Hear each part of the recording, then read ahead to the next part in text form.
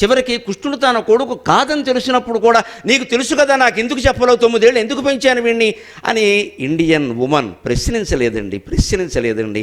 ఆ యశోద పాదాలకి నమస్కారం, యశోద పాదాలకి నమస్కారం. నందుడికేసి తిరిగి గిరుక్కును తిరిగిన కళ్ళ నిండా నీళ్లతో చూసింది. 10 ఏళ్ళు వచ్చాక కృష్ణుడు తన కొడుకు కాదని తెలిస్తే, ఏమయ్యా తండ్రివి, ఈ మాయ నువ్వే చేసావా? నా కడుపులోంచి పుట్టిన అబ్బాయిని తీసుకుపోతావా? ఆవిడ కడుపు అబ్బాయిని ఇక్కడ పెడతావా? ఈ అమ్మాయిని తీసుకుపోతావా? నా పక్కలో పెడతావా? నేను మావాడే అనుకుని పెంచానా? ఇప్పుడు తెలుస్తుందా నాకు ఈ కబురు? నువ్వు తండ్రివా, నీకు నమస్కారం. ఇన్ని భావాలు ఉన్నాయి ఆ కళ్ళలో నీళ్ళల్లో.